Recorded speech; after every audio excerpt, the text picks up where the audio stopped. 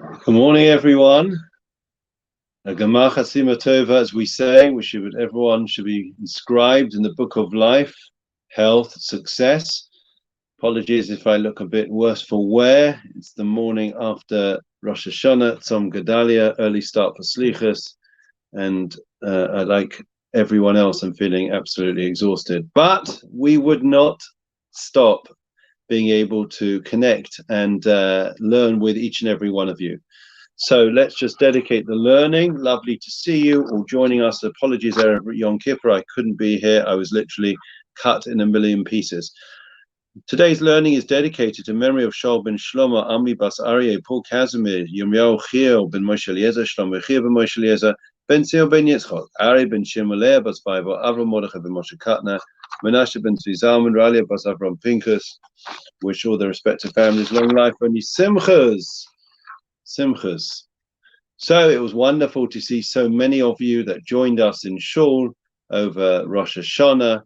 In the words of the chief rabbi, the Shul was teeming with youngsters and older people. It was amazing. We were bursting at the seams once again. So we are returning to the book of Rav Kook, his magnum opus about Teshuvah. But before we come to it, we must make mention of of today. Today, as we already mentioned, is a fast day, not Yom Kippur. It's called Tzom Gedalia. Tzom Gedalia. What is Tzom Gedalia? So, as the name suggests, firstly, let me just say good morning. Apologies, Clarice. Good morning, David. Good morning, Carol. Good morning, Peter. Good morning, Estelle. Good morning, and hope everyone had a lovely Yom Tov, says Estelle. So, the fast of Gedalia. Who was Gedalia? So Gedalia, it's very rare that we have a fast named after a person. The only one I can think of is the fast of Esther.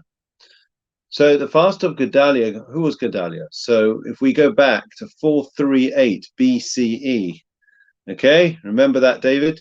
438 BCE. So we're dealing with the aftermath of destruction of the first temple. We're in Jerusalem. And the Babylonians have exiled. Most of the Jews have left.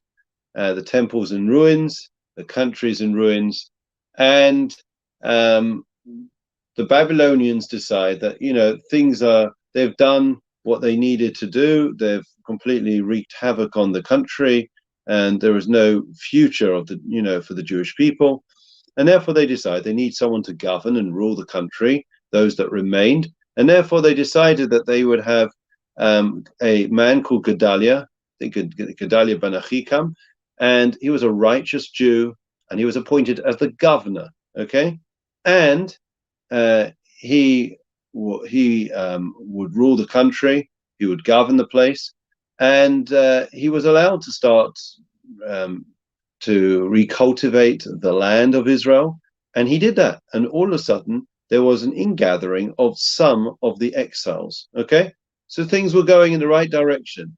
However, as is so often the case, people don't always listen to authority, right? There's always renegades, people that are jealous, people that are jockeying for position, for power. And there was a man called Yishmael, and Yishmael was jealous of the position of Gedalia, number one, and number two, he felt that he didn't want to work with the Babylonians. Okay. Anyways, there's a dispute whether it happened on Rosh Hashanah or the day after Rosh Hashanah, but he was invited to a feast by Gedalia, and at that feast, in the presence of Babylonians and Jews, he killed Gedalia, the governor, and as a result of that pretty much put paid to any type of rebuilding and of Israel, and the end of the exile, a regathering of the people and rebuilding of the country. The Babylonians had enough. That was it. Everyone was kicked out. That was it. The end of the real exile really kicked in then. And that comes when there are people that are not prepared to listen to leadership, which is also part of the exile experience. And that, I'm afraid, friends, ties into a story that has made headlines, a story that we should all be ashamed of. Good morning, Andy and Rachel, joining us late. Good morning. The story that you may have seen in some of the newspapers, I think it was in, somebody sent it to me in the Independent, that came from, I think, Melbourne, where there was a small number, I think it was 30, very religious Jews that decided, despite a lockdown in Melbourne for the safety of the residents, they decided to secretly go to their synagogue and try to conduct services. And of course, the police were called, rightfully so, and they tried to shut down the synagogue. But instead of them putting their hands up in shame, apologizing, and going home, or accepting the consequences, some of them created resistance. Some of them climbed on roofs. A chilul Hashem in the truest sense. But this is just a sad illustration of exile, which is what we are, which is what I'm talking about today, the fast of Gedalia, because the whole thing was that they weren't. This man Yishmael wasn't prepared to listen to the leadership of Gedalia, a good man. This group, this 30 people, that ultra Orthodox Jews that came to their synagogue and tried to pray on Rosh Hashanah, knowing that there was a lockdown, knowing it was forbidden, knowing that the Jewish leadership had clearly said, supporting the government, no one should go to synagogue. I know that for a fact. They didn't listen to their leadership. If we don't learn from history, then history is destined to be repeated, and the mistakes of the past are destined to be repeated. A terrible, terrible indictment on all of us, as we're all one nation. Of course, I should emphasize, as I'm always at pains to do, it was a handful of people. There are hundreds of thousands of Jews in Australia, and this was a small, small number that did not listen. But nonetheless, it only takes a small number of people to cast darkness on the Jewish people, and this, of course, reflected poorly on the community. So there we go. So that's point number one. Point number two, let's now move on to what we were intending to talk to. Everyone looking well today? Had a good Yontif, I hope. Yeah, the sun was shining. Then we had the storm last night. So now the air has been cleared. You should feel much better. Okay. When it comes, if I mention the word Teshuva, Andy, what do you think I mean? So you'll tell me it means repentance, it means return. So the question is as follows: what are we referring to, right? If I say you've upset me, right, or you've insulted me, is it about, are we looking for something specific that I've done wrong, or is it a general thing that I've done wrong? So when it comes to teshuvah, repenting, for asking for forgiveness, is it a general thing that we are asking for, or is it a specific thing, right? So I'll tell you a story. Good morning, everyone. Many people still joining us. The story is as follows. I once had a talus, and I loved that talus to pieces, and I never parted from it. Loved it to pieces. But after a while, I think it was my mother, she said, there's a few stains on it. You need to take it in. So I took it into the dry cleaners, gave it to them. A few days later, before Yontif, I picked it up. And lo and behold, I noticed that it looked pretty much the same. So I took it back to the dry cleaners. And I said to the dry cleaners, I gave you this talus to clean, and it's still got the same stains. So they said to me, sir, had you given us that garment immediately after the stains had gone into the garment, then there was a chance that we could get those stains totally out, totally removed. But because you left it, and for not just months, but years, those stains are ingrained. They've become part of the fabric. They've become interwoven with the garment, and therefore it's an impossibility for us to remove.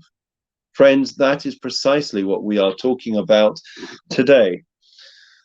Things happen in life. We all make mistakes. To err is to be human, to forgive is divine, as they say. And the question really is, how do we deal with it? It all starts off with little things. It's not the big things. So, for example, I was on the phone to somebody this morning, and by mistake, I pressed the wrong button and I cut them off. So immediately I sent them a text to apologize for the fact that, I'd cut them off by pressing the wrong button, right? Now, if we allow things to slip and to continue, right? It's like a snow, it's like an avalanche, or a snowball that's going down. It gathers momentum, and all of a sudden it becomes bigger and bigger and bigger. So there is specific teshuvah that we have to do. We have to ask forgiveness for specific things where we know that we have done them. But generally, sometimes we don't know everything that we've done. So we also have to do a general teshuvah and ask God for forgiveness for everything and anything that we've done, because we know that it has carried on for so long. Now, the difference between God and my dry cleaners, there's a lot of differences between God and my dry cleaners, you'll be delighted to know. But the major difference is that it is always possible with God to get the stains out. The stains that are ingrained on our soul of repeated offenses, repeated wrongdoing and misdeeds. There is no such thing as the door ever being closed. However, obviously, if we are able to deal with things in the immediacy, in the aftermath, it is much easier to gain forgiveness from somebody or from God than it is if we leave things, if we allow them to linger, right, to fester, right? It's like, for example, if we all know where we've had fallouts with a family member, okay? I'm not going to be too graphic because I don't want to create any more pain. But imagine that we fell out with somebody. We had an argument in the morning. It could be one of our kids, it could be our spouse, right? And of course, you're always the right. You're always in the right. And you don't say anything, you don't do anything, and it continues throughout the day and then the next day. Instead of it being an isolated incident, which one could nip in the bud and simply ask for forgiveness, and then you put it behind you, the two people, by the end of the week, you don't even remember 90% of the times, or at least the husbands never remember what it was about. The wives have long memories, but you don't remember what it was about, generally speaking. You just know, I'm really upset with that person. Friends, that is one of the most important lessons for us to take away. There is, according to Rav Kook, specific teshuvah and general teshuvah. We need to do both, but primarily when we do something wrong, when we upset somebody, when we err, when we do something towards God, do something about it immediately. Just clean it off. Wipe out that stain. A stain goes in a tablecloth. You grab the whatever it is and you pour that liquid on it so that the wine stain, doesn't go right into the tablecloth. That's what we have to do. Okay?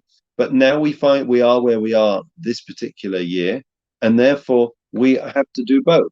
What we recall, what we remember, we have to ask specific teshuvah. So if I know, for example, that I've upset, offended Andy, Rachel, Estelle, Peter, if I know there was something specific, I need to pick up the phone to them before Yontif, and I need to say to them, I am sorry for X, for what I did. Okay, maybe X, Y, and Z, but whatever it is. Okay, but in addition to that, there are always things that we do which upset people. So we should ask generally for anything that I have done, and therefore I may call somebody up that I've got, if I interact a lot with somebody, the people that I work with in the shul office, I will pick up the phone for Yontiv, or I'll send them a WhatsApp or a text if I don't know it's something specific, and just saying if there's anything that I've done over the last year. But where it is specific, that doesn't suffice. You need to point out exactly what it is. You need to rub out that stain. Okay? So if we are able to do those two things, specific and general, I can assure you, then we will be able to get our spiritual talus, our spiritual garment, clean, not just nearly clean as the advert goes, but really clean, and there won't be any stains left, and we'll all be inscribed, please God, in the book of life, health, happiness, prosperity, and success for each and every one of you and your families. Have a great day. We now are going to conclude with the memorial prayer and Psalm 23. And, there is, we should please stay with us when we do these prayers. People all around us have COVID again. Okay, it's not a joke. Okay, of course, thank God we are vaccinated, but let's not be complacent or be blasé or indifferent to the plight of many that have COVID in all different parts of the country and even abroad, and therefore we still have to pray to God for His redemption, because ultimately He's the only one that's going to get us completely out of this. The Lord is my shepherd; I shall not want. He causes me to lie down in green pastures. He leads me beside still waters. He restores my soul. He leads me in the paths of righteousness for His name's sake. Even as I walk in the valley of the shadow of death, I'll fear no evil, for You are with me. Your rod and Your staff, they comfort me. You set a table before me in the presence of my adversaries. You anointed my head with oil. My cup overflows. May only goodness and kindness pursue me all the days of my life, and I will dwell in the house of the Lord for the length of days. Memorial prayer. Adon Elamim Zacho Es Nishmois. Ami Bas Arya Shol Ben Shlomo Pol Kazme. Yem Yochi Ben Moshe Eliezer. Shlomo Yechiel Ben Moshe Eliezer Ben Zion Ben Yitzchak Ari Ben Shimon. Leah Bas Pfeiffer Abraham Mordechai Ben Moshe Katner. Menashe Ben Sizaman. Rale Bas Abraham Tinker Shalcho Le'olamam. Ana Balarachamim. Tasirim Seisek Anafech Le'olamim. Ve'atis Hozachai Tishmasam. V'yanucha Mishkavasam B'Shalom. V'nomar Amen. Long life wishes to all. Estelle just added something before we finish. Sins of omission as well as commission. Absolutely. I couldn't agree with you more. Mi Sheberach, wish them a prayer for those that are not well. Mi Sheberach, I've seen Romas of Yaakov, Moshe Aaron, David, Shlomo, Yivach, Repesach, Chaylim, Bavu, Shana, Mispalim, Bavu, Ram, Bischot, HaKadosh Baruch Hu, Yimale, Rachim, Malehem, Lach, Malafasam, Yishlach, Lem, Fortune, Shemaim, Lachalim, Besosh, Achor, Yisrael, Wishing everyone well. Keep safe, keep well, keep vigilant, look after yourselves. Have a great day. 8:30 we're on tonight with our prep for Yom Tov. That's on Zoom. Usual Zoom details. Look forward to seeing you there. Take care. Have a great